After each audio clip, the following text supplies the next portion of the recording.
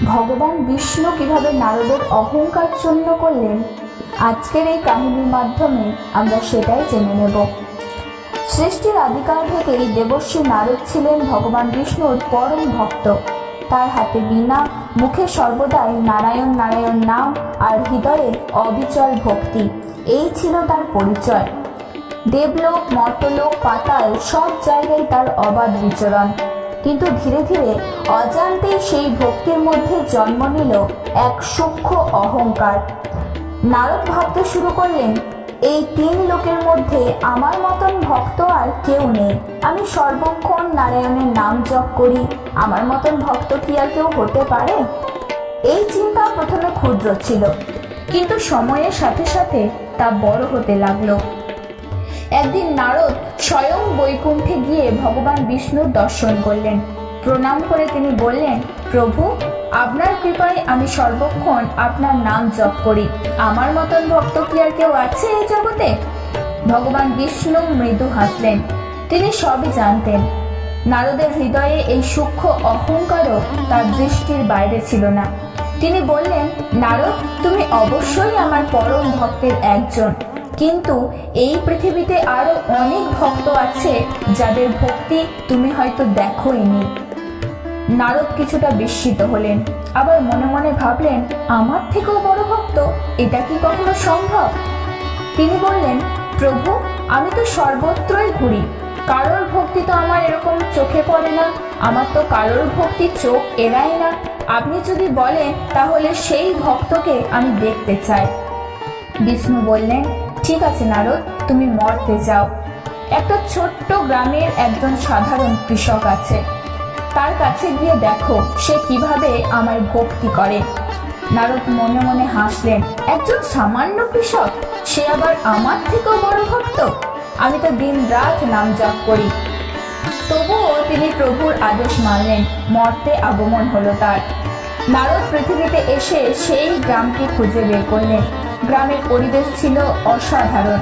কাঁচা রাস্তা, মাটির ঘর, গরু, ছাগল আর মানুষের সরল সাদাসিধে জীবন। তিনি সেই কৃষকের বাড়ির সামনে এসে দাঁড়ালেন। কৃষকটি তখন মাঠে যাওয়ার জন্য প্রস্তুতি নিচ্ছিল। নারদ অদৃশ্য হয়ে সব দেখতে লাগলেন।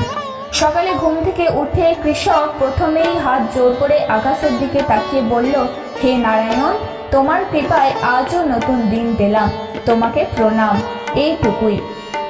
তারপর সে নিজের কাজে ব্যস্ত হয়ে পড়ল। গরুকে খাওয়ানো, জমিতে যাওয়া, চাষ করা, পরিবারকে দেখা, এই সমস্ত কাজ সে সারাদিন ধরে করতে লাগলো।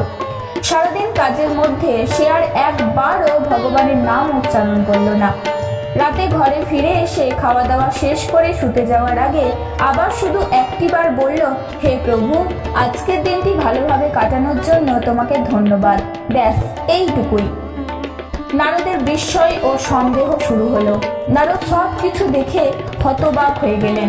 তিনি মনে মনে ভাবলেন, এ কি, এই লোক দিনে মাত্র দুবার ভগবানের নাম নেয়, সকাল এবং রাত্রে, আর আমি তো প্রতি মুহূর্তে নারায়ণ নারায়ণ নাম জপ করি।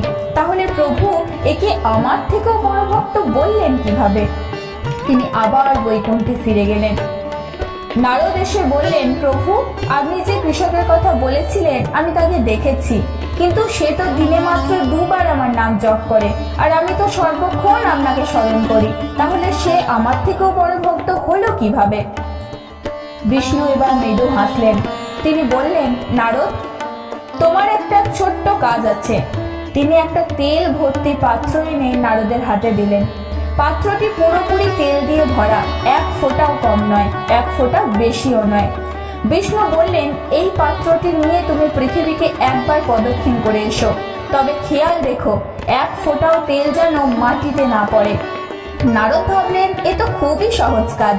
তিনি যাত্রা শুরু করলেন। এ এক কঠিন পরীক্ষা। নারদ যখন পৃথিবী প্রদক্ষিণ করতে লাগলেন তখন তার সমস্ত মনোযোগ শুধু সেই তেলের পাত্রের উপর ছিল। একটু হেলে গেলেই তেল পড়ে যাবে। তিনি সাবধানে হাঁটছিলেন, না দ্রুত হাঁটছিলেন না ধীরে। চারপাশে কি হচ্ছে, কে ডাকছে, কোথায় কোথায় কি ঘটছে, কিছুই তিনি দেখতে লাগলেন না। শুধু পাত্রের দিকে নজর ছিল তার। অনেক কষ্টে তিনি প্রদক্ষিণ করলেন সম্পূর্ণ পৃথিবী। সম্পূর্ণ পৃথিবী প্রদক্ষিণ করে তিনি বৈকুণ্ঠে ফিরে এলেন। বিষ্ণু জিজ্ঞেস করলেন, নারদ, তুমি পৃথিবী প্রদক্ষিণ করে এলে তো? নারদ বলল, হ্যাঁ, আমি প্রদক্ষিণ করে এসেছি। বলো তো, এই সময় তুমি কতবার নাম নিয়েছো আমার? নারদ একটু লজ্জা পেয়ে বললেন, প্রভু, একবারও না। আমার সমস্ত মনোযোগ তো তেলের পাত্রে ছিল, যাতে এক ফোঁটাও তেল মাটিতে না পড়ে। বিষ্ণু তখন মৃদু হাসলেন এবং বললেন, নারদ, এইটুকুই তোমাকে বোঝানোর ছিল। বিষ্ণু বললেন, তুমি যখন এই ছোট্ট একটি পাত্রের দায়িত্ব পেলে তখন সমস্ত মনোযোগ সেখানেই দিয়ে দিলে, আর একবারও আমার নাম স্মরণ করতে পারোনি।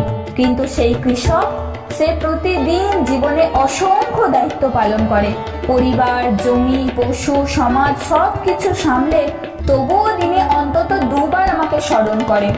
আর তার জীবনও সহজ নয়, তবুও সে আমাকে ভুলে যায় না। নারদের চোখ ধীরে ধীরে খুলতে লাগলো, অহংকারের পতন হলো। নারদ বুঝতে পারলেন তিনি নাম জপ করেন ঠিকই, কিন্তু তার জীবনে তেমন কোনো দায়িত্ব নেই। আর সেই কৃষক সেই কঠিন জীবনের মধ্যেও ভগবানকে স্মরণ করে। নারদের চোখে জল এসে গেল।